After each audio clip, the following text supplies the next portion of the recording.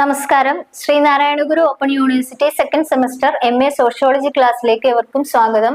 ഇന്ന് നമ്മൾ ഡിസ്കസ് ചെയ്യാൻ പോകുന്നത് ജെൻഡർ ആൻഡ് സൊസൈറ്റി എന്ന പേപ്പറിലെ 4ാമത്തെ ബ്ലോക്കിലെ ജെൻഡർ ആൻഡ് ഡെവലപ്മെന്റ് എന്ന ഭാഗത്തെ 2ാമത്തെ യൂണിറ്റ് ആയിട്ടുള്ള gender analysis of development policy എന്ന പാഠഭാഗമാണ്. അതായത് വികസന നയത്തിന്റെ ലിംഗപരമായ വിശകലനം എന്നാണ് ഈ ഒരു തലക്കെട്ടിന്റെ അർത്ഥം വരുന്നത്.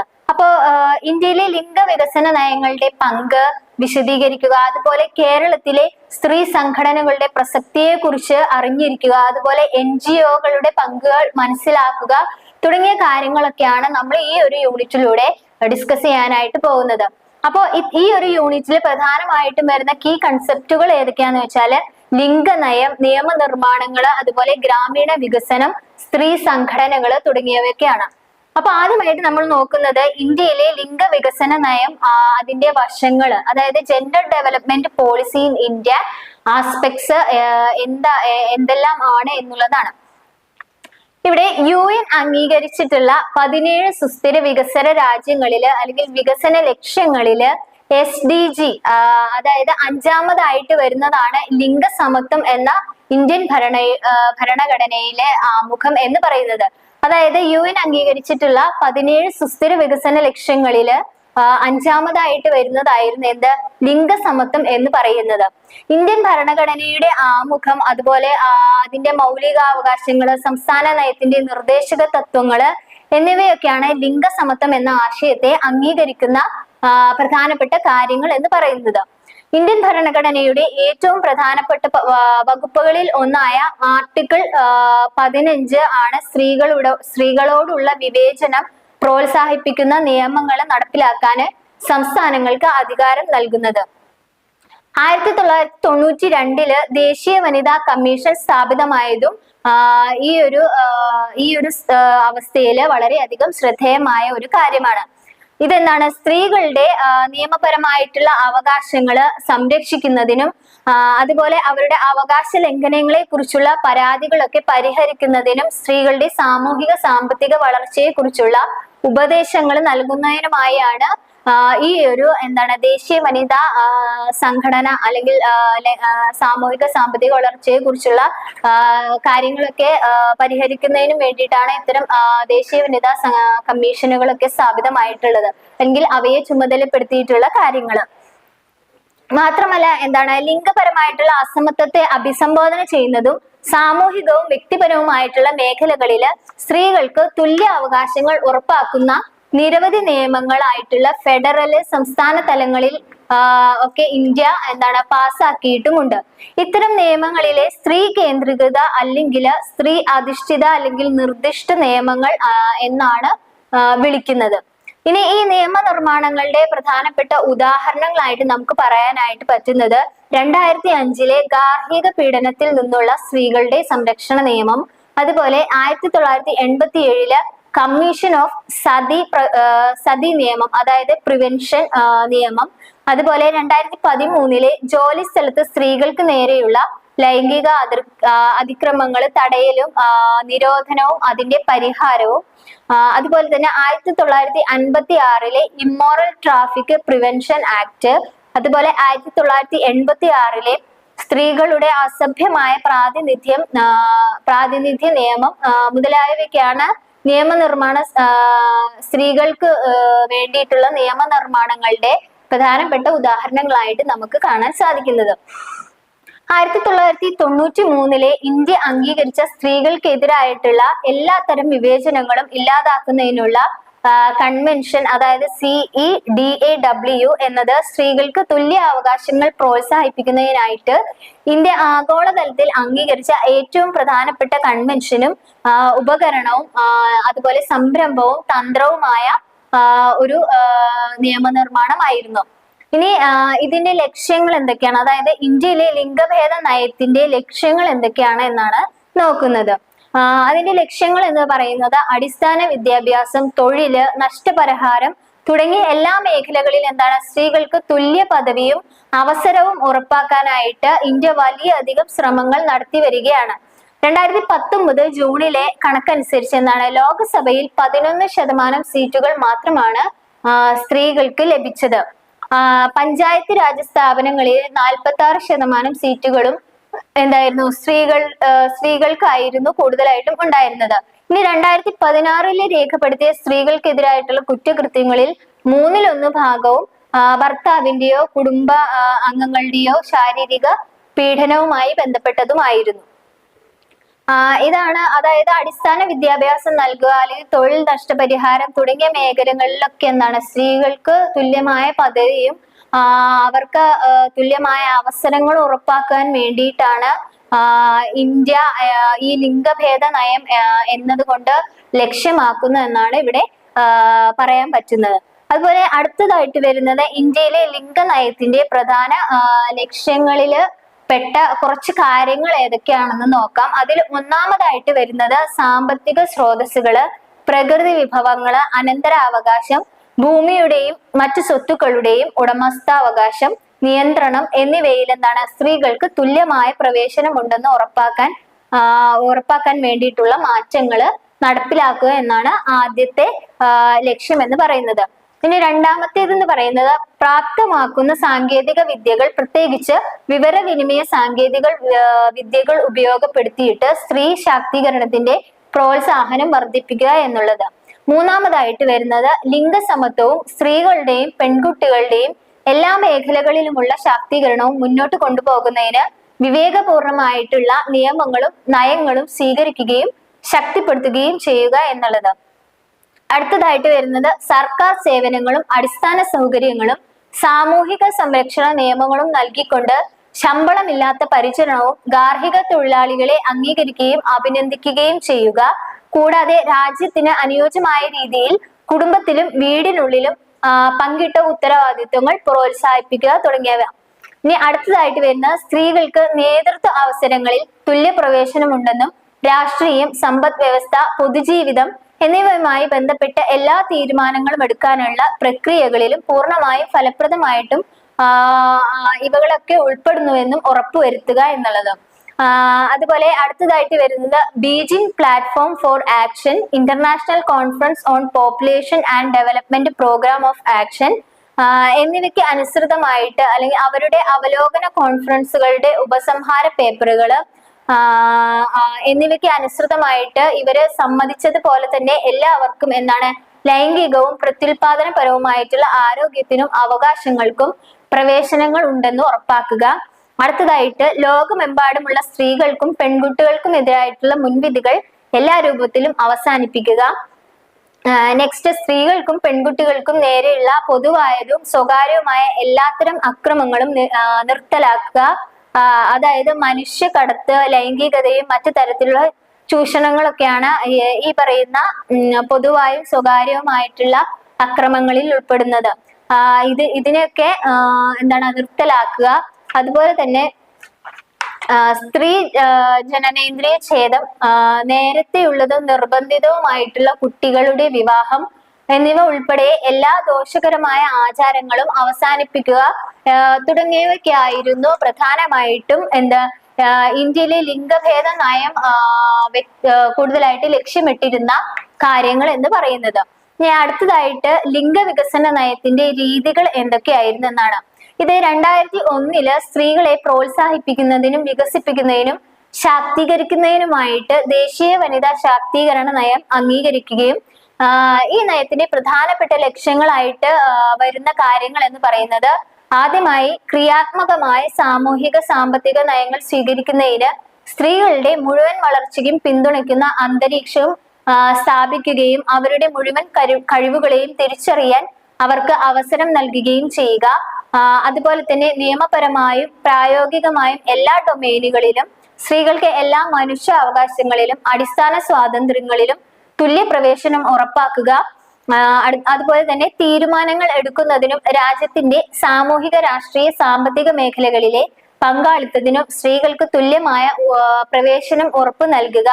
അതുപോലെ ആരോഗ്യ പരിരക്ഷയില് സ്ത്രീകൾക്ക് തുല്യ പ്രവേശനം, എല്ലാ വിദ്യാഭ്യാസ തലങ്ങളിലും ഉയർന്ന നിലവാരമുള്ള വിദ്യാഭ്യാസം, തൊഴിലധിഷ്ഠിത കൗൺസിലിംഗ്, ജോലി, തുല്യവേതനം, ജോലി സ്ഥലത്തെ സുരക്ഷയും ആരോഗ്യവും അതുപോലെ സാമൂഹിക സുരക്ഷയും പൊതു ഓഫീസും മറ്റു കാര്യങ്ങളിലും തുല്യമായിട്ടുള്ള പ്രവേശനം ഉറപ്പാക്കുക. നെക്സ്റ്റ് വരുന്നത് സ്ത്രീകളോടുള്ള വിവേചനം അതിന്റെ എല്ലാ പ്രകടനങ്ങളിലും അവസാനിപ്പിക്കാൻ വേണ്ടിയിട്ട് രൂപകൽപ്പന ചെയ്തിട്ടുള്ള നിയമ ചട്ടക്കൂടുകളൊക്കെ ശക്തിപ്പെടുത്തുക. അതുപോലെ തന്നെ സ്ത്രീകളുടെയും പുരുഷന്മാരുടെയും സജീവമായ ഇടപെടലുകളിലൂടെയും പങ്കാളിത്തത്തിലൂടെയും സാംസ്കാരിക ധാരണകളും പ്രാദേശിക ആചാരങ്ങളും മാറ്റുക. അതുപോലെ വികസന പ്രക്രിയയില് ലിംഗപരമായ വീക്ഷണങ്ങൾ ഉൾപ്പെടുത്തുക. അതുപോലെ തന്നെ സ്ത്രീകൾക്കും പെൺകുട്ടികൾക്കും എതിരായിട്ടുള്ള എല്ലാ തരം അക്രമങ്ങളും മുൻവിധികളും നിർത്തലാക്കുക. അതുപോലെ തന്നെ പൗരസമൂഹത്തിലെ സ്ത്രീകളെ പിന്തുണയ്ക്കുന്ന തരത്തിലുള്ള ഗ്രൂപ്പുകളുമായിട്ടുള്ള സഖ്യങ്ങളൊക്കെ രൂപീകരിക്കുകയും സംരക്ഷിക്കുകയും ചെയ്യുക തുടങ്ങിയ കാര്യങ്ങളൊക്കെയാണ് എന്ത് ലിംഗവികസന നയത്തിന്റെ പ്രധാനപ്പെട്ട രീതികളായിട്ട് പറയാനായിട്ട് സാധിക്കുന്നത്. ഇനി അടുത്തതായിട്ട് വരുന്നത് MGNREGP എന്നുള്ളതാണ്. അതായത് മഹാത്മാഗാന്ധി ദേശീയ ഗ്രാമീണ തൊഴിലുറപ്പ് നിയമം 2005 ഈ ഒരു നിയമം പാസ്സാക്കിയിട്ടുള്ളത്. Mahatma Gandhi national rural employment act എന്നാണ് ഇതിന് പറയപ്പെടുന്നത്. ഇത് 2005 ഈ ഒരു നിയമം നടപ്പിലാക്കിയിട്ടുള്ളത്. ഇത് എന്ന് പറഞ്ഞു കഴിഞ്ഞാല് ഇന്ത്യൻ സംസ്ഥാനങ്ങളിലെ ഗ്രാമീണ തൊഴിലുറപ്പ് ഉറപ്പാക്കാൻ വേണ്ടിയിട്ട് 2005 നടപ്പിലാക്കിയിട്ടുള്ള ഒരു നിയമമാണ് ഈ പറയുന്ന മഹാത്മാഗാന്ധി ദേശീയ ഗ്രാമീണ തൊഴിലുറപ്പ് നിയമം എന്നത്. ഇത് എന്താണ് ഗ്രാമങ്ങളിലുള്ള ദരിദ്രത കുറയ്ക്കുകയും അതുപോലെ തൊഴിലാളികൾക്ക് അടിസ്ഥാന ജീവിതത്തിന്റെ സുരക്ഷ നൽകുകയും ചെയ്യുന്നതിനാണ് ഈ ഒരു പദ്ധതി പ്രധാനമായിട്ടും പങ്കുവഹിക്കുന്നത്. 2005 ഓഗസ്റ്റ് 23 ഈ ഒരു നിയമം നിലവിൽ വന്നത്. അതുപോലെ ഗ്രാമീണ വികസന മന്ത്രിയായിരുന്ന രഘുവംശ പ്രസാദ് സിംഗ് ആണ് പാർലമെന്റിലെ ഈ ഒരു ബില്ല് ആദ്യമായിട്ട് അവതരിപ്പിച്ചത്. ശേഷം എന്താണ് പ്രധാനമന്ത്രി മൻമോഹൻ സിംഗിന്റെ UPA ഭരണത്തില് 2006 ഫെബ്രുവരിയിലാണ് ഇത് പ്രാബല്യത്തിൽ വരികയുണ്ടായത്. ഈ ഒരു നിയമത്തിന്റെ പ്രധാന സവിശേഷത എന്ന് പറയുന്നത് തൊഴിൽ ലഭ്യമാകാൻ കഴിയാത്ത പക്ഷം എന്താണ് തൊഴിൽ നഷ്ടപരിഹാരം നൽകുക എന്ന മാനദണ്ഡത്തോടു കൂടി കുറഞ്ഞത് 100 ദിവസത്തെ കൈത്തൊഴിൽ ഗ്രാമീണ ഗൃഹങ്ങൾക്ക് ഒരു സാമ്പത്തിക വർഷത്തില് ഉറപ്പാക്കുക എന്നാണ് ഈ ഒരു നിയമത്തിന്റെ പ്രധാനപ്പെട്ട സവിശേഷത എന്ന് പറയുന്നത്. അതുപോലെ തന്നെ ഈ നിയമം റോഡുകളും കനാലുകളും കുളങ്ങളും കിണറുകൾ പോലുള്ള സ്ഥായി ആയിട്ടുള്ള ആസ്തികൾ നിർമ്മിക്കുക എന്നത് ഈ ഒരു നിയമത്തിന്റെ മറ്റൊരു പ്രധാനപ്പെട്ട ലക്ഷ്യവുമാണ്.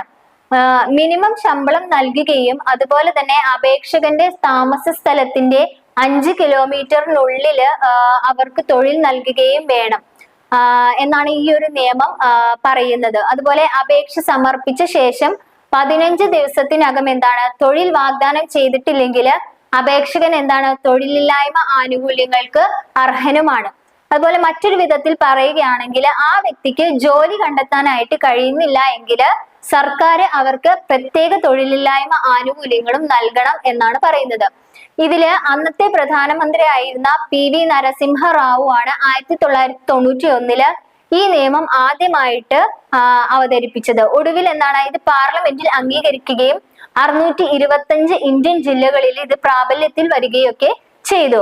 ഈ ഒരു ട്രയൽ പ്രോജക്റ്റിന്റെ ഫലങ്ങളെയൊക്കെ അടിസ്ഥാനമാക്കിയിട്ട് 2008 ഏപ്രിൽ 1 മുതൽ ഇന്ത്യയിലെ എല്ലാ ജില്ലകളിലും NREGA വിപുലീകരിക്കുകയും അതുപോലെ ലോകത്തിലെ ഏറ്റവും വലുതും അതിമനോഹരവുമായിട്ടുള്ള സാമൂഹ്യ സുരക്ഷാ പൊതുമരാമത്ത് പരിപാടി എന്നായിരുന്നു സർക്കാർ ഈ ഒരു നടപടിയെ വിശേഷിപ്പിച്ചിട്ടുണ്ടായിരുന്നത്. ഈ ഒരു നിയമനിർമ്മാണം അനുസരിച്ച് കാര്യക്ഷമമായിട്ടുള്ള ഭരണവും പ്രയോഗവും പ്രോത്സാഹിപ്പിക്കുന്നതിന് വേണ്ടിയിട്ട് ഇത് നിരവധി പരിരക്ഷകൾ വാഗ്ദാനം ചെയ്യുകയും ചെയ്തു. ഇത് ഗ്രാമപഞ്ചായത്തുകളാണ് ഈ NGORGയുടെ പ്രാഥമിക നടത്തിപ്പുകാരായിട്ട് ഉണ്ടായിരുന്നത്. അതുപോലെ ഇത് നിർവഹണത്തിനുള്ള ഏജൻസികളെ കുറിച്ചും അതുപോലെ മാർഗനിർദ്ദേശ തത്വങ്ങളെ കുറിച്ചും അനുവദനീയമായിട്ടുള്ള വർക്ക് ലിസ്റ്റ്, ധനസഹായ ഘടന, മേൽനോട്ടം, വിലയിരുത്തല്, അതുപോലെ ഉത്തരവാദിത്തം, സുതാര്യത ഉറപ്പാക്കുന്നതിനുള്ള സമഗ്രമായ നടപടിക്രമങ്ങൾ തുടങ്ങിയവയൊക്കെ ഈ നിയമനിർമ്മാണങ്ങളിൽ കൂടിയാണ് നടത്തുന്നത് എന്നാണ് പറയുന്നത്. ഇനി നെക്സ്റ്റ് വരുന്നത് എന്താണ് NGOകളുടെ പങ്ക് എന്നുള്ളതാണ്. ഇവിടെ സ്വകാര്യ മാനവ സംഘടനകൾ, അതായത് NGO എന്ന് പറയുന്നത് സ്വകാര്യ മാനവ സംഘടനകളാണ്. ഈ ഒരു സംഘടനകൾ സമൂഹത്തിന്റെ പുരോഗതിയിലും അതുപോലെ സാമൂഹ്യ പ്രശ്നങ്ങളുടെ പരിഹാരത്തിലും നിർണായകമായ പങ്കാണ് വഹിക്കുന്നത്. ഇത് സർക്കാർ സംവിധാനങ്ങൾക്ക് പുറമെ പ്രവർത്തിക്കുകയും അതുപോലെ മനുഷ്യ ജീവിതത്തിന്റെ വിവിധ മേഖലകളിലൊക്കെ സാന്ത്വനവും സഹായവും നൽകുകയൊക്കെ ചെയ്യുന്നു. അതായത് എന്താണ്, പ്രാദേശികവും ദേശീയവും ആഗോളവും ഉൾപ്പെടെയുള്ള എല്ലാ സർക്കാർ തലങ്ങളിലും ഇത്തരത്തിലുള്ള NGO-കള് ജനങ്ങളുടെ ഒരു ശബ്ദമായി പ്രവർത്തിക്കുന്നു എന്നുള്ളതാണ് നമുക്ക് പറയാനായിട്ട് സാധിക്കുന്നത്. ഇത് 1975 മെക്സിക്കോ സിറ്റിയിൽ നടന്ന അന്താരാഷ്ട്ര വനിതാ വർഷ സമ്മേളനം മുതൽ സ്ത്രീകളെ കുറിച്ചുള്ള UN ആഗോള കോൺഫറൻസുകൾ വരെ കരാറുകൾ പ്രാവർത്തികമാക്കുന്നതിന് വേണ്ടിയിട്ട് ഏറ്റവും കൂടുതൽ പിന്തുണ നൽകുന്നവരിൽ ഒന്ന് NGO-കളായിരുന്നു. അതായത് ഈ പറയുന്ന മെക്സിക്കോ സിറ്റിയിൽ നടന്ന അന്താരാഷ്ട്ര വനിതാ വർഷ സമ്മേളനം മുതൽ സ്ത്രീകളെ കുറിച്ചുള്ള UN ആഗോള കോൺഫറൻസുകൾ വരെ ഈ ഒരു NGO-കളാണ് ഏറ്റവും കൂടുതൽ സ്ത്രീകൾക്ക് വേണ്ടിയിട്ടുള്ള കരാറുകൾക്ക് വേണ്ടിയിട്ടുള്ള പിന്തുണകളൊക്കെ നൽകിയിരുന്നെന്നാണ് പറയപ്പെടുന്നത്. സ്ത്രീ കേന്ദ്രീകൃതത്തിൽ നിന്നും ലിംഗ സമീപനത്തിലേക്കുള്ള ഒരു മാറ്റം സമീപ വർഷങ്ങളില് ഈ പറയപ്പെടുന്ന NGO-കൾക്കിടയില് സ്ത്രീകളുടെ ആശങ്കകളെ കുറിച്ചുള്ള പ്രാഥമിക വ്യവഹാരങ്ങളിൽ ഭൂരിഭാഗവും ആധിപത്യം പുലർത്തിയിരുന്നു. പ്രത്യേകിച്ചും വികസനത്തില് അവരുടെ പങ്കിനെ കുറിച്ച് ആയിരുന്നു കൂടുതലായിട്ടും NGO-കള് കൂടുതലായിട്ടും സമീപനം നടത്തിയിരുന്നത്. അപ്പൊ ഈ രീതിയിൽ കൈകാര്യം ചെയ്യേണ്ട ഏറ്റവും പുതിയ വിഷയങ്ങളിൽ ഒന്നായിരുന്നു ആരോഗ്യം എന്ന് പറയുന്ന ഒരു വിഷയം. കൂടാതെ ആരോഗ്യവുമായിട്ട് സാധാരണ ബന്ധമില്ലാത്ത വിവിധ ഡൊമൈനുകളിൽ ലിംഗപരമായിട്ടുള്ള ഈ ഒരു അസമത്വം സ്ത്രീകളുടെ ആരോഗ്യത്തെ പ്രതികൂലമായി ബാധിക്കുമെന്നും NGO-കള് സമ്മതിക്കുന്നതായിട്ടുള്ള ഒരു കാര്യമായിരുന്നു. ഉദാഹരണത്തിന് പറയുകയാണെങ്കിൽ ആരോഗ്യ മേഖലകളിലെ വിഭവങ്ങളുടെ വിതരണവുമായി ബന്ധപ്പെട്ട തീരുമാനമെടുക്കുന്ന പ്രക്രിയയിൽ നിന്ന് സ്ത്രീകളെ ഒഴിവാക്കുമ്പോൾ സ്ത്രീകൾക്ക് ആവശ്യമായിട്ടുള്ള പ്രത്യേക ആരോഗ്യ ചികിത്സകളൊക്കെ പരിഗണിക്കാതെ അവിടെയൊക്കെ പുരുഷന്മാരെയാണ് കൂടുതലായിട്ടും തെരഞ്ഞെടുക്കുന്നത്. ഇങ്ങനെ ആരോഗ്യ സംവിധാനത്തിനുള്ളിലെ വിഭവങ്ങളുടെ അപര്യാപ്തമായിട്ടുള്ള അത്തരത്തിലുള്ള വിഹിതം അതുപോലെ അതിന്റെ ദൗർലഭ്യം ഒക്കെ അമ്മമാർക്കും ശിശുക്കൾക്കും ഇടയിൽ ഉയർന്ന മരണനിരക്കുകളൊക്കെ ഉയരാനായിട്ട് കാരണമായി എന്നാണ് പറയുന്നത്. ഇവിടെ ആദ്യമായിട്ട് വരുന്നത് പെൺകുട്ടികളോടുള്ള വിവേചനം. ഇത്തരത്തിലുള്ള വിവേചനം വിളർച്ച, അതുപോലെ പോഷകാഹാരക്കുറവ്, വളർച്ച മുരടിക്കുക തുടങ്ങിയവയൊക്കെ കാരണമായി എന്നാണ് പറയുന്നത്. അതായത് ആരോഗ്യപരമായ കാര്യങ്ങളില് ഒരു മുൻതൂക്കവും കൊടുക്കാത്തത് കൊണ്ട് തന്നെ അവിടെയൊക്കെ പുരുഷന്മാർക്ക് കൂടുതലും അവസരങ്ങൾ നൽകിയത് കൊണ്ട് തന്നെ സ്ത്രീകൾക്കും അല്ലെങ്കിൽ അമ്മമാർക്ക്, ശിശുക്കൾക്ക്, അതുപോലെ അത്തരത്തിലുള്ള പെൺകുട്ടികൾക്ക് ഇവർക്കൊക്കെ അവരുടെ വളർച്ച മുരടിക്കുക, അതുപോലെ വിളർച്ച ഉണ്ടാകുക, പോഷകാഹാരക്കുറവ് തുടങ്ങിയവയ്ക്കൊക്കെ കാരണമാകുകയുണ്ടായി. അതുപോലെ തന്നെ ഇത് സംഭവിക്കുന്നത് എങ്ങനെയാന്ന് വെച്ചാല് ജനനത്തിന് മുമ്പുള്ള ലിംഗ തെരഞ്ഞെടുപ്പിലൂടെ, അതുപോലെ ജനന സമയത്ത് ശിശുഹത്യ, അതുപോലെ കുട്ടിക്കാലത്തെ അവഗണിക്കുകയും മകനെ മാത്രം മുൻനിർത്തുകയും ചെയ്യുക, അതുപോലെ ഭക്ഷണത്തിലും വീട്ടുജോലികളിലും അവരുടെ അസമമായിട്ടുള്ള പങ്ക് കൂട്ടിച്ചേർക്കുക തുടങ്ങിയ കാര്യങ്ങളൊക്കെ സ്ത്രീകൾക്കും പെൺകുട്ടികൾക്കും അവരുടെ വളർന്നു വരുന്ന തലത്തിൽ അവരെ മാനസികമായിട്ട് ഉള്ള പിരിമുറുക്കത്തിനും അവരുടെ വളർച്ചയിലും ആരോഗ്യത്തിലും ഒക്കെ വളരെ മോശമായിട്ടുള്ള രീതിയിലാണ് അവരുടെ ആരോഗ്യത്തെ ഇത്തരത്തിലുള്ള കാര്യങ്ങളൊക്കെ ബാധിക്കുന്നത് എന്നാണ് പറയുന്നത്. ഇനി രണ്ടാമതായിട്ട് വരുന്നത് മാരകമായേക്കാവുന്ന അല്ലെങ്കിൽ ദീർഘകാലം നീണ്ടു നിൽക്കുന്ന തരത്തിലുള്ള ആരോഗ്യ പ്രശ്നങ്ങൾ അവശേഷിപ്പിച്ചേക്കാവുന്ന ലൈംഗികവും മാനസികവുമായിട്ടുള്ള ദുരുപയോഗം ഉൾപ്പെടുന്ന സ്ത്രീകൾക്കെതിരായിട്ടുള്ള അതിക്രമങ്ങളുടെ വ്യാപകവും പ്രധാനമായും അംഗീകരിക്കപ്പെടാത്തതുമായിട്ടുള്ള സംഭവങ്ങള്, അതുപോലെ തന്നെ സ്ത്രീകളുടെ ശരീരത്തിലെ HIV, എയ്ഡ്സ്, മറ്റ് ലൈംഗികമായി പകരുന്ന അണുബാധകള് പിടിപെടാനുള്ള സാധ്യത വളരെ കൂടുതലാണ്. അതുപോലെ ഇതിനു വേണ്ടിയിട്ട് സുരക്ഷിതമായിട്ടുള്ള ലൈംഗികത ആവശ്യപ്പെടാൻ കഴിയാത്തത് കൊണ്ട് തന്നെ ഇത്തരത്തിലുള്ള അപകട സാധ്യതകളൊക്കെ വർദ്ധിക്കുകയും ചെയ്യുന്നു. അതുപോലെ അടുത്തതായിട്ട് വരുന്ന സ്ത്രീകൾക്കും പെൺകുട്ടികൾക്കും ലഭിക്കുന്ന കുടുംബ വരുമാനത്തിന്റെ അസമത്വവും അതുപോലെ പരിശീലനവും വിദ്യാഭ്യാസത്തിനുമുള്ള അവരുടെ പരിമിതമായ പ്രവേശനവും തുടർന്നുള്ള തൊഴിലില്ലായ്മയും അവരെ വാണിജ്യ മേഖല ലൈംഗികതയിൽ ഏർപ്പെടാനായിട്ടൊക്കെ പ്രേരിപ്പിക്കുന്നു എന്നുള്ളതാണ് പറയുന്നത്. ഇതെന്താണ് അവരെ HIV, അതുപോലെ എയ്ഡ്സ്, STDs എന്നിവയുടെ അപകട സാധ്യതകളൊക്കെ വർദ്ധിപ്പിക്കുന്നു എന്നാണ് പറയുന്നത്. അതുപോലെ തന്നെ നേരത്തെ ആസൂത്രണം ചെയ്ത വിവാഹങ്ങള് ആരോഗ്യപരമായിട്ടുള്ള അപകടങ്ങൾക്കൊപ്പം എന്താണ് അകാല ഗർഭധാരണത്തിനും അതുപോലെ ഇടയില്ലാത്ത ഗർഭധാരണത്തിനും ഒക്കെ കാരണമാകുന്നു. അതുപോലെ തന്നെ പ്രതിവർഷം 2 ദശലക്ഷം പെൺകുട്ടികളെ ബാധിക്കുന്ന വിധവ പാരമ്പര്യം, സ്ത്രീ ജനനേന്ദ്രിയ ഛേദിക്കല് തുടങ്ങിയ സ്ത്രീകളുടെ സ്വയം ഭരണത്തെ നിയന്ത്രിക്കുന്ന സാംസ്കാരിക ആചാരങ്ങള് എന്താണ് അവരുടെ ആരോഗ്യത്തിന് ഹാനികരമായിട്ടുള്ള ദീർഘകാല പ്രത്യാഘാതങ്ങളൊക്കെ ഉണ്ടാക്കും എന്നാണ് പറയുന്നത്. അതായത് ഇത്തരത്തിലുള്ള കാര്യങ്ങൾ, അതായത് ആരോഗ്യപരമായിട്ടുള്ള മേഖലകളിൽ എന്താണ് ഒരു അപര്യാപ്തമായിട്ടുള്ള വിഹിതം അല്ലെങ്കിൽ ദൗർലഭ്യം ങ്ങളൊക്കെ കൊണ്ട് എന്താണ് സ്ത്രീകൾക്കും പെൺകുട്ടികൾക്കും അനുഭവിക്കാൻ സാധ്യതയുള്ള കുറച്ച് ആരോഗ്യ പ്രശ്നങ്ങളെയാണ് ഇപ്പൊ ഇവിടെ പറഞ്ഞിട്ടുണ്ടായിരുന്നത്. ഇനി അടുത്തതായിട്ട് വരുന്നത് എന്താണ് ഈ NGOകളുടെ വക്കീല് അല്ലെങ്കിൽ അവരെ പിന്തുണയ്ക്കുന്ന ആളുകള് എന്നുള്ളതാണ്. അതായത് NGOs അഡ്വക്കസി ഓർ സപ്പോർട്ട് എന്നുള്ളതാണ്. NGOകൾ നിർവഹിക്കുന്ന ഏറ്റവും പ്രധാനപ്പെട്ട ജോലികളിൽ ഒന്നാണ് അഭിഭാഷക വൃത്തി എന്ന് പറയുന്നത്. ഈ NGOകളുടെ ലക്ഷ്യങ്ങളുടെയും അതുപോലെ അവയുടെ പ്രാഥമിക ഊന്നൽ പലപ്പോഴും അവരുടെ ഘടക കക്ഷികളുടെയും അവർ പ്രവർത്തിക്കുന്ന കമ്മ്യൂണിറ്റികളെയും എന്താണ് മെച്ചപ്പെടുത്തലുകളാണ് കൂടുതലായിട്ടും ഉണ്ടാകുന്നത്. ഉദാഹരണത്തിന് പറയുകയാണെങ്കിൽ NGOകള് സ്ത്രീകളുടെ അവകാശങ്ങളെ മനുഷ്യാവകാശമായിട്ട് സംരക്ഷിക്കുന്നതിനും സ്ത്രീകൾക്കെതിരായിട്ടുള്ള അക്രമങ്ങളിൽ ശ്രദ്ധ ചെലുത്തുന്നതിനും പെൺകുട്ടികളുടെയും സ്ത്രീകളുടെയും ആവശ്യങ്ങൾക്കായി വാദിക്കുകയും സമഗ്രവും അതുപോലെ എല്ലാവരെയും ഉൾക്കൊള്ളുന്നതും ആയിട്ടുള്ള അവകാശങ്ങളെ അടിസ്ഥാനമാക്കിയുള്ളതുമായിട്ടുള്ള ഒരു സമീപനം സൃഷ്ടിക്കുന്നതിനായിട്ട് മുൻകൈ എടുക്കുന്ന ഒന്നാണ് ഈ പറയപ്പെടുന്ന NGOകളുടെ അഭിഭാഷകർ എന്ന് പറയുന്നത്. കൂടുതലായിട്ടും അവർ മുൻതൂക്കം നൽകിയിരുന്നത് നമ്മൾ നേരത്തെ പറഞ്ഞതുപോലെ തന്നെയുള്ള സ്ത്രീകളുടെ ആരോഗ്യ സംരക്ഷണത്തെ കുറിച്ചിട്ടുള്ള കാര്യങ്ങളിലായിരുന്നു. ഈ ആരോഗ്യ സംരക്ഷണത്തിലെ ലിംഗപരമായിട്ടുള്ള കാഴ്ചപ്പാടിന്റെ ആവശ്യകതയെ വാദിക്കാൻ വേണ്ടിയിട്ട് NGOകളൊക്കെ നല്ല രീതിയിലാണ് അല്ലെങ്കിൽ നല്ല നിലയിലാണ് പ്രവർത്തിക്കുന്നത്.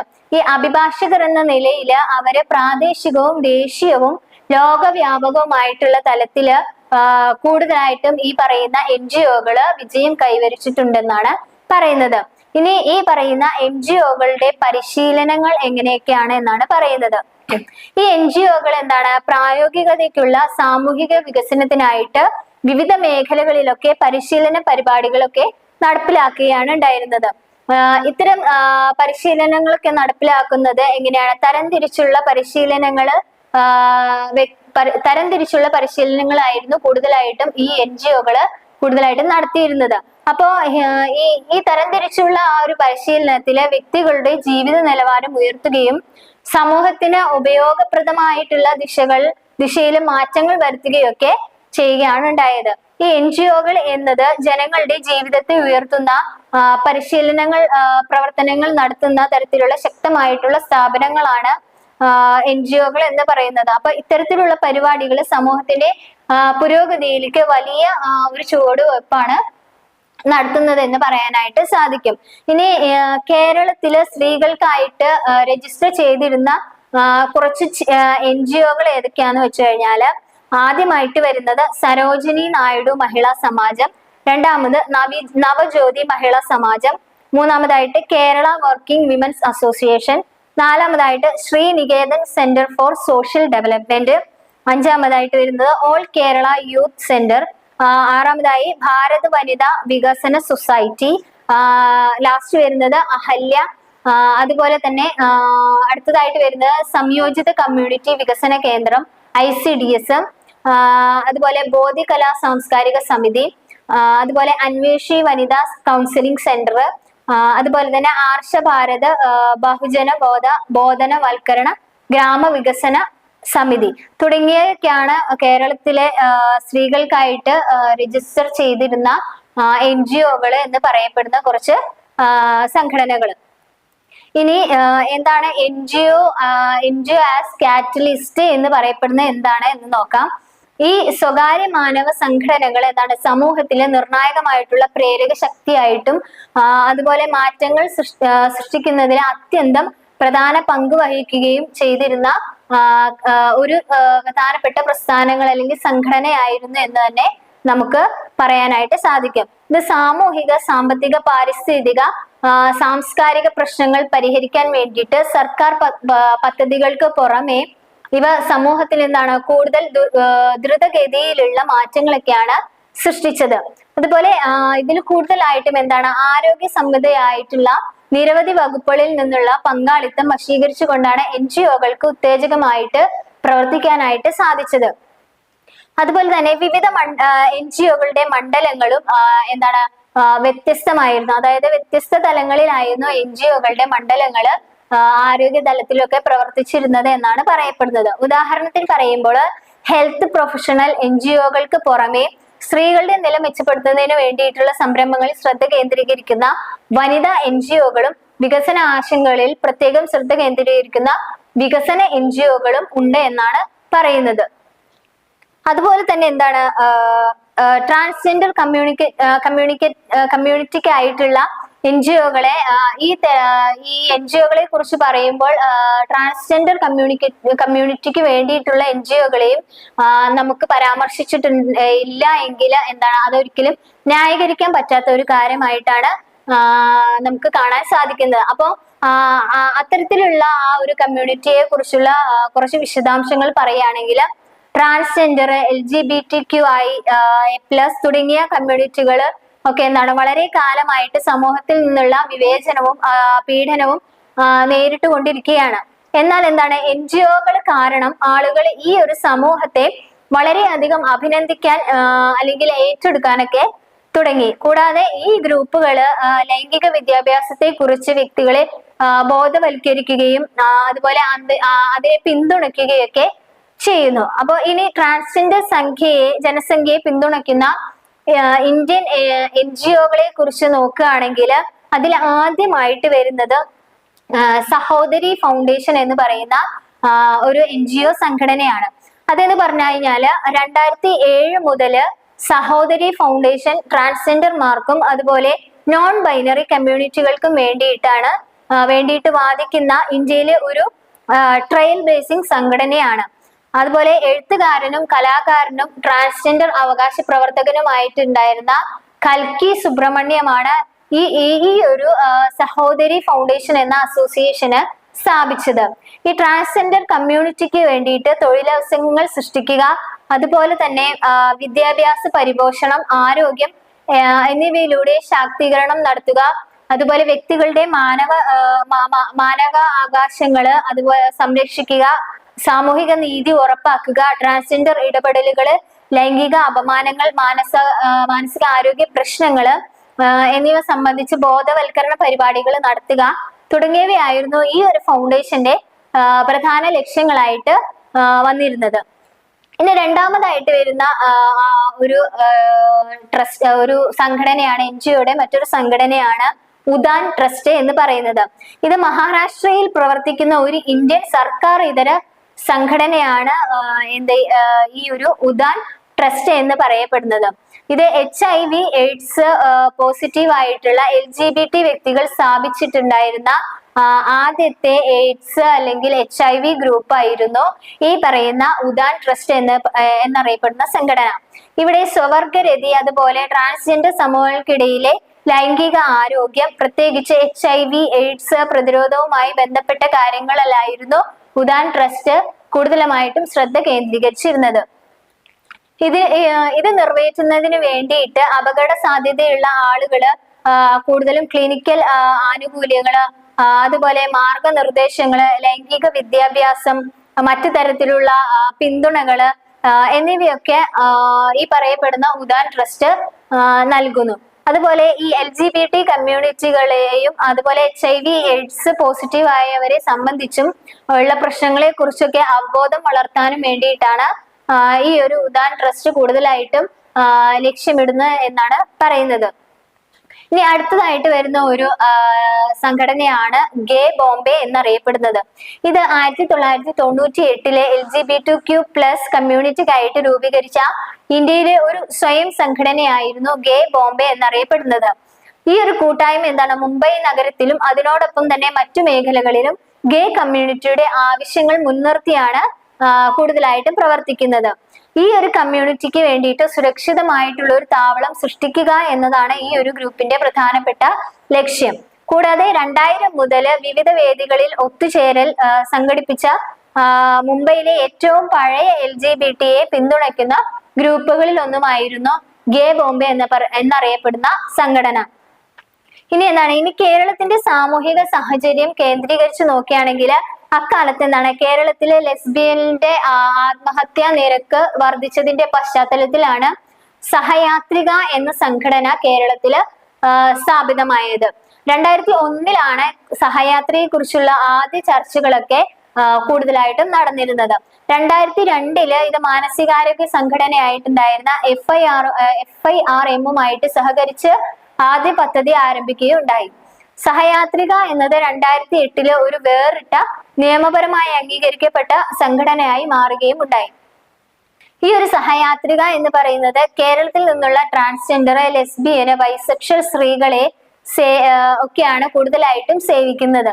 അതുപോലെ ഈ സംഘടനയുടെ പ്രാഥമിക ലക്ഷ്യങ്ങൾ എന്ന് പറയുന്നത് കമ്മ്യൂണിറ്റി സംഘടിപ്പിക്കുക, അതുപോലെ കൗൺസിലിംഗ്, ലിംഗന്യൂനപക്ഷങ്ങളുടെ അംഗങ്ങളായി തിരിച്ചറിയുന്ന സ്ത്രീകളെ അതിജീവിക്കാൻ സഹായിക്കുക എന്നിവയ്ക്കായിരുന്നു ഈ ഒരു സംഘടനയുടെ പ്രധാനപ്പെട്ട ലക്ഷ്യം എന്ന് പറയുന്നത്.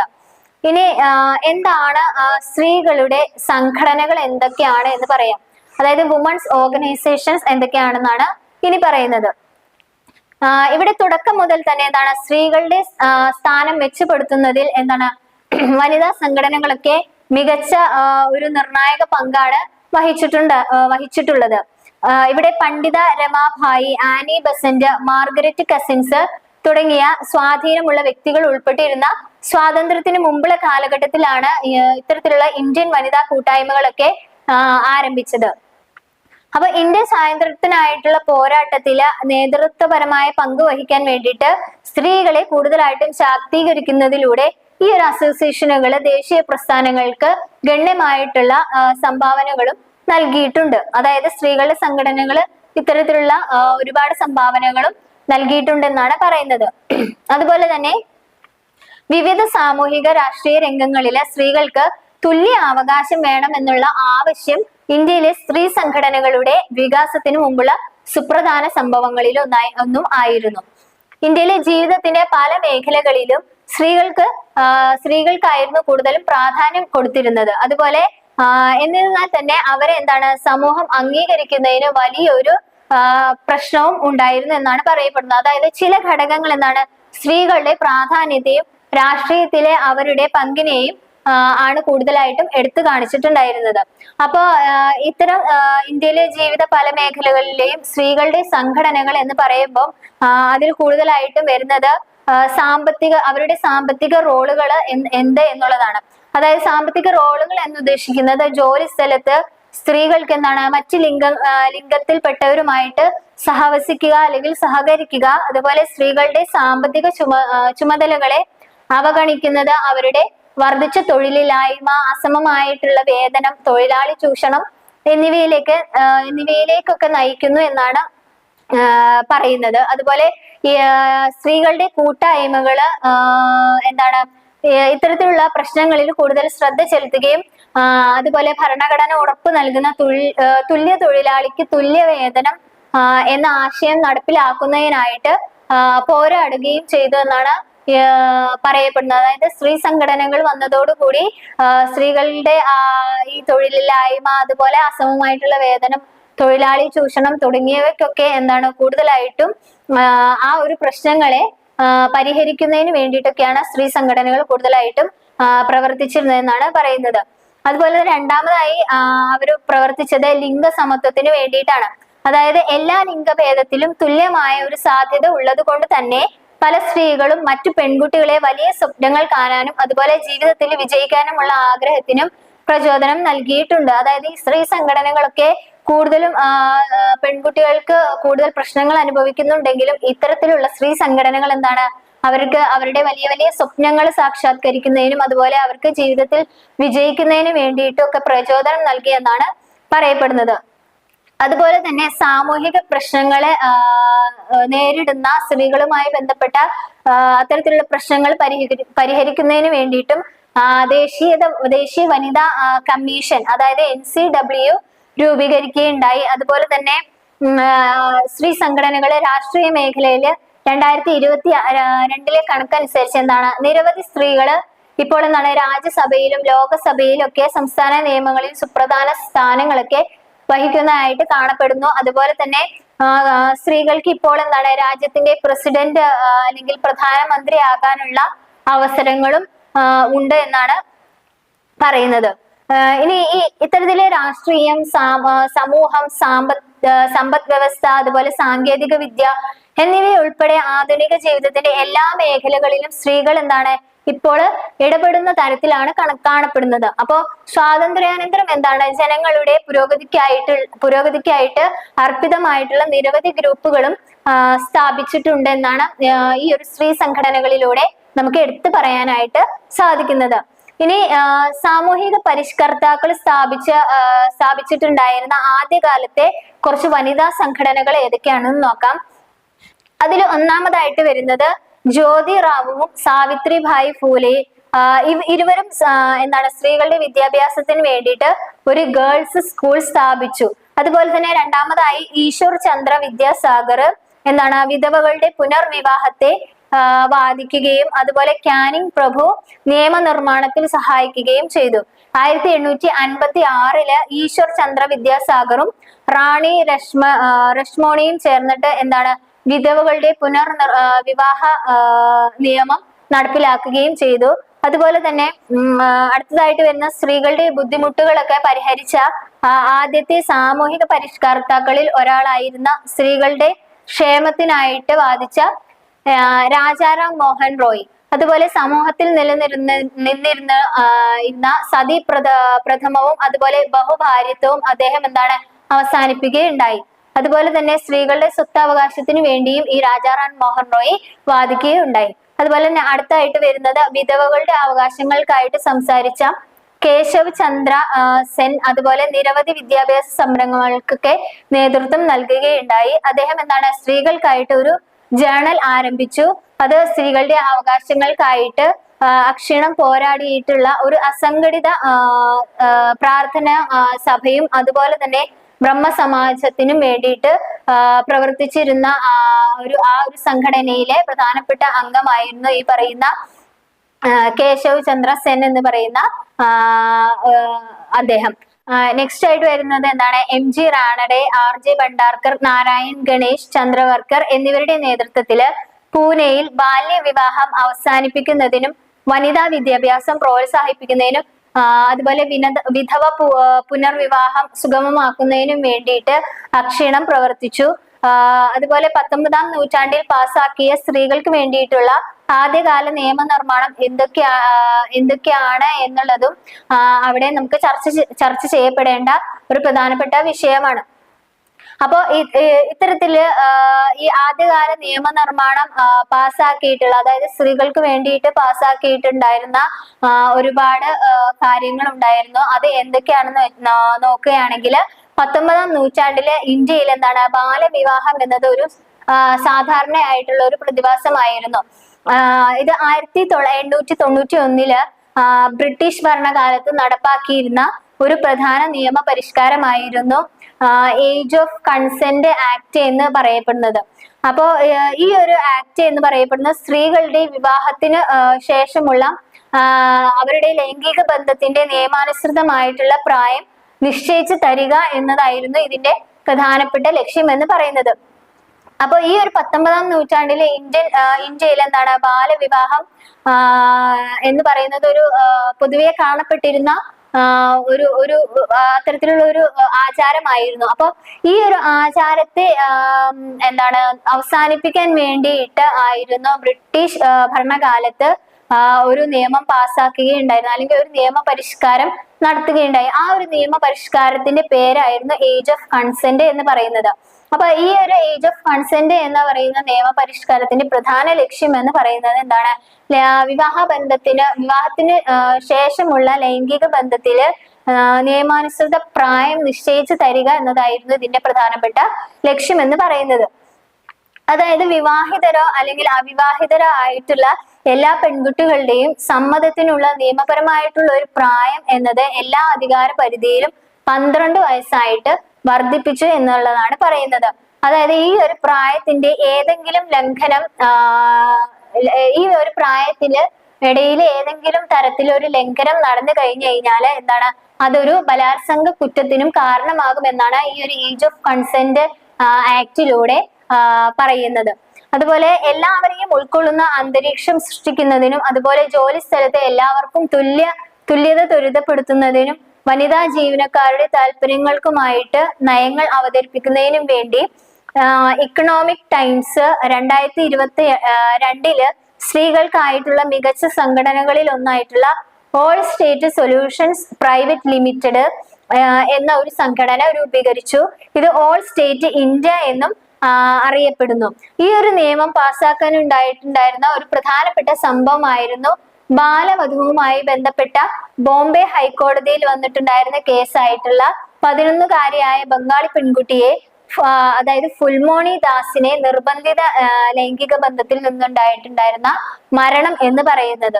ഇതാണ് ഈ ഒരു ബ്രിട്ടീഷുകാരെ ഈ ഒരു കേസിലേക്ക് വലിച്ചഴിച്ചതും ശേഷം 1891 ബ്രിട്ടീഷുകാർ നടപ്പിലാക്കിയ ആ ഒരു നിയമനിർമ്മാണമായിരുന്ന ഏജ് ഓഫ് കൺസെന്റ് ആക്ട് എന്ന് പറയപ്പെടുന്നതും.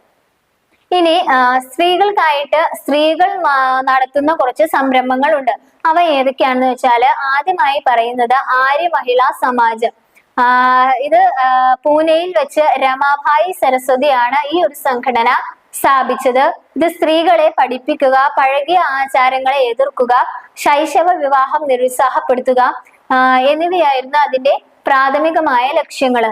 പിന്നീട് 1889 ബാലവിധവകൾക്ക് വിദ്യാഭ്യാസം നൽകുന്നതിനായിട്ട് അവര് മുംബൈയില് ശാരദാ സദനും സ്ഥാപിക്കുകയുണ്ടായി.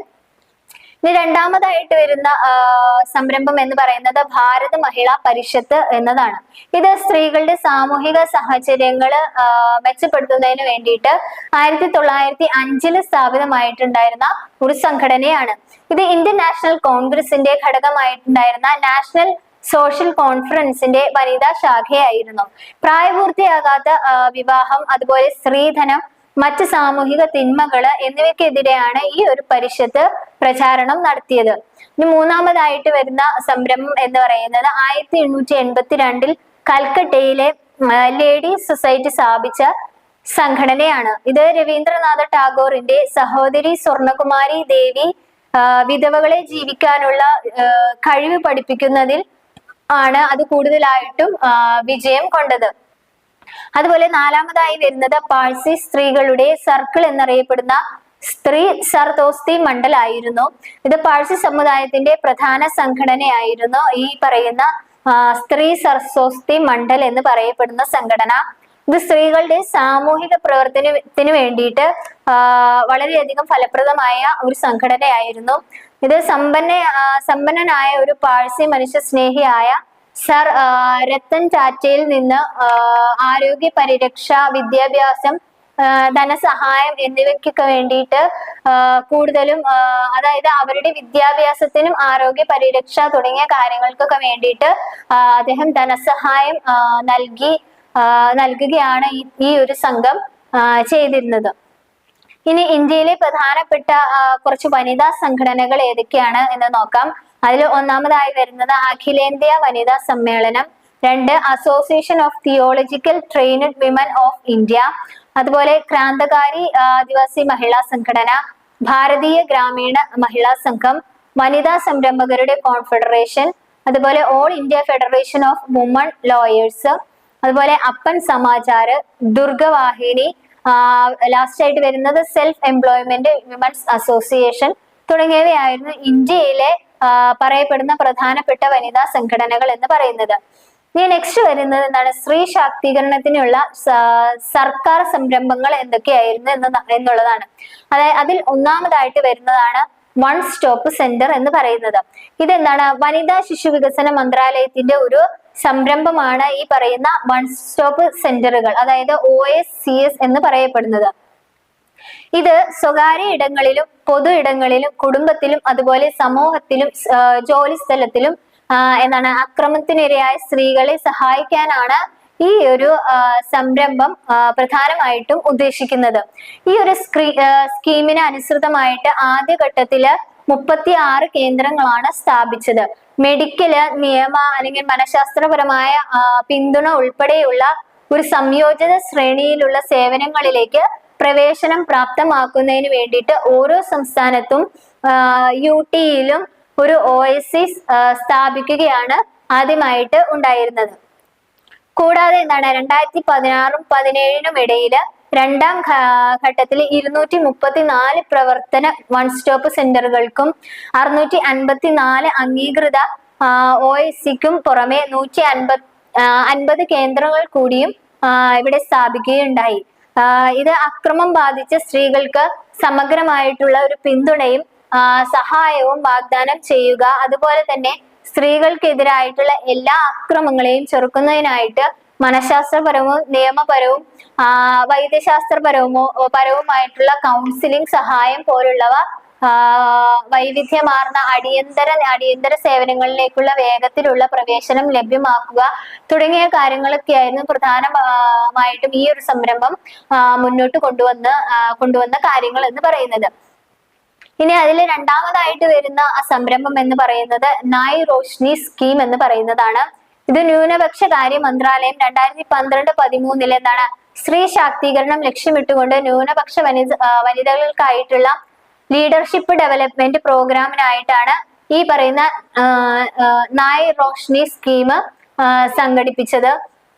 ഇത് എല്ലാ മേഖലകളിലുമുള്ള ബാങ്കുകളുമായും അതുപോലെ സർക്കാർ ഏജൻസികളുമായിട്ടും മറ്റു ഓർഗനൈസേഷനുകളുമായിട്ടും ആശയവിനിമയം നടത്തുന്നതിന് വേണ്ടിയിട്ട് ആവശ്യമായ വൈദഗ്ധ്യവും അറിവും രീതികളും പഠിപ്പിച്ചിട്ട് ന്യൂനപക്ഷ സ്ത്രീകളെ ഒരേ ഗ്രാമത്തിലോ അല്ലെങ്കിൽ അയൽപക്കത്തിലോ താമസിക്കുന്ന മറ്റ് സമുദായങ്ങളിൽ നിന്നുള്ള അയൽക്കാർ ഉൾപ്പെടെ അവർക്ക് എന്താണ് ആത്മവിശ്വാസം നൽകുക എന്നതാണ് ഈ ഒരു പരിപാടിയുടെ പ്രധാനപ്പെട്ട ലക്ഷ്യം എന്ന് പറയുന്നത്. ഇനി അതിൽ മൂന്നാമതായിട്ട് വരുന്ന ഒരു സംരംഭമാണ് ബേട്ടി ബച്ചാവോ ബേട്ടി പഠാവോ എന്ന് പറയുന്ന സംരംഭം. ഇതെന്താണ്, രാജ്യത്തെ ലിംഗ അസമത്വത്തിന്റെയും സ്ത്രീ ശാക്തീകരണത്തിന്റെയും പ്രശ്നങ്ങൾ പരിഹരിക്കുന്നതിന് വേണ്ടിയിട്ട് 2015 ഇന്ത്യൻ സർക്കാർ ബേട്ടി ബച്ചാവോ ബേട്ടി പഠാവോ അതായത് BP എന്ന പ്രോഗ്രാം ആരംഭിക്കുകയുണ്ടായി. ഇതിന്റെ ഒരു വിവർത്തനം എന്ന് പറയുന്നത് എന്താണ്, പെൺകുട്ടിയെ രക്ഷിക്കൂ, പെൺകുട്ടിയെ പഠിപ്പിക്കൂ എന്നാണ് ഈ ഒരു ബേട്ടി ബച്ചാവോ ബേട്ടി പഠാവോ എന്ന പദത്തിന്റെ അർത്ഥം വരുന്നത്. അതായത് ഇവിടെ പെൺകുട്ടികൾക്കുള്ള സാമൂഹിക സേവനങ്ങളുടെ ഫലപ്രാപ്തി വർദ്ധിപ്പിക്കാനും ലിംഗപരമായിട്ടുള്ള മുൻവിധിക്കെതിരെ പൊതുജനങ്ങളെ ബോധവൽക്കരിക്കാനുമായിട്ടാണ് ഇത്തരത്തിലുള്ള പ്രോഗ്രാമുകളൊക്കെ ശ്രമിക്കുന്നത്. ഇത് മാനവ വിഭവശേഷി വികസന മന്ത്രാലയം, ആരോഗ്യ കുടുംബക്ഷേമ മന്ത്രാലയം, കൂടാതെ വനിതാ ശിശു വികസന മന്ത്രാലയം തുടങ്ങിയവയൊക്കെയാണ് ഇതിന് കൂട്ടായിട്ട് മേൽനോട്ടം വഹിച്ചിരുന്നത്. ഇനി ഈ ഒരു ബേട്ടി ബച്ചാവോ ബേട്ടി പഠാവോ എന്ന യോജനയുടെ പ്രധാനപ്പെട്ട ലക്ഷ്യങ്ങൾ എന്ന് പറയുന്നത് ഫസ്റ്റ് വൺ ഈസ് ശിശുലിംഗ അനുപാതം വർദ്ധിപ്പിക്കുക, സ്ത്രീ ശാക്തീകരണവും ലിംഗസമത്വവും ഉറപ്പാക്കുക, സ്ത്രീകളോടുള്ള ലിംഗവിവേചനം അവസാനിപ്പിക്കുകയും പെൺകുട്ടികളുടെ സംരക്ഷണവും നിലനിൽപ്പും ഉറപ്പാക്കുകയും ചെയ്യുക. അതുപോലെ പെൺകുട്ടികളുടെ ഇടപെടലും വിദ്യാഭ്യാസവും പ്രോത്സാഹിപ്പിക്കുക. അതുപോലെ പ്രധാനമന്ത്രി മാതൃവന്ദന യോജന തുടങ്ങിയ കാര്യങ്ങളൊക്കെയാണ് ബേട്ടി ബച്ചാവോ ബേട്ടി പഠാവോ എന്ന ആ ഒരു സംരംഭത്തിന്റെ പ്രധാന ലക്ഷ്യമായിട്ട് പറയപ്പെടുന്നത്. ഇനി എന്താണ് ഈ പ്രധാനമന്ത്രി മാതൃവന്ദന യോജന അഥവാ PMMVY എന്നറിയപ്പെടുന്നത്? അത് എന്തെന്ന് വെച്ചാല് കേന്ദ്ര ആവിഷ്കൃത പദ്ധതി വനിതാ ശിശു വികസന മന്ത്രാലയമാണ് ഇത്തരത്തിലുള്ള ഈ ഒരു പ്രധാനമന്ത്രി മാതൃവന്ദന യോജന അവതരിപ്പിച്ചത്. ഇത് വീട്ടിലെ ആദ്യത്തെ ജീവനുള്ള കുട്ടിക്ക്, ഗർഭിണികളായ സ്ത്രീകൾക്കും മുലയൂട്ടുന്ന അമ്മമാർക്കും ഈ പറയുന്ന PMMVYന് കീഴില് 5000 രൂപ ധനപരമായിട്ടുള്ള ഇൻസെന്റീവ് ലഭിക്കും. അതായത് അവർ മാതൃ ശിശു ആരോഗ്യവുമായി ബന്ധപ്പെട്ട ചില ആവശ്യകതകൾ നിറവേറ്റുകയാണെങ്കിൽ ഈ പറയുന്ന മാതൃ ശിശുവന്ദന ശിശുക്കൾക്കും അതുപോലെ അവരുടെ ആരോഗ്യപരമായിട്ടുള്ള കാര്യങ്ങൾക്കും വേണ്ടിയിട്ട് ഒരു 5000 രൂപ സ്കീം ലഭിക്കും എന്നതാണ് ഈ ഒരു സ്കീമിലൂടെ ഉദ്ദേശിക്കുന്നത്. അപ്പൊ ഇതിന്റെ മൊത്തത്തിലുള്ള ഒരു ഉപസംഹാരമായിട്ട് പറയുകയാണെങ്കിൽ ഇന്ത്യയിലെ നിരവധി ദേവതകളെ ആരാധിക്കുന്ന ഒരു രാജ്യത്ത് സ്ത്രീകളെ പുരുഷന്മാരെക്കാൾ താഴ്ന്ന ഒരു പദവിയോടെയാണ് പരിഗണിക്കുന്നത് എന്ന് പറയുന്നത് വളരെയധികം ഭയാനകരമായിട്ടുള്ള ഒരു കാര്യമായിട്ടാണ് കാണാനായിട്ട് സാധിക്കുന്നത്. ഇവിടെ സാമൂഹ്യ ശാസ്ത്രജ്ഞർ ഇതിനെ ഒരു സാംസ്കാരിക വിരോധാഭാസമായിട്ടാണ് കാണുന്നത്. സ്വതന്ത്രാനന്തരം നിരവധി മാറ്റങ്ങളൊക്കെ ഉണ്ടായിട്ടും സ്ത്രീകൾ ഇപ്പോഴും അടിച്ചമർത്തപ്പെടുകയും അതുപോലെ പാർശ്വവൽക്കരിക്കപ്പെടുകയും ഒക്കെ ചെയ്യുന്നുണ്ട്.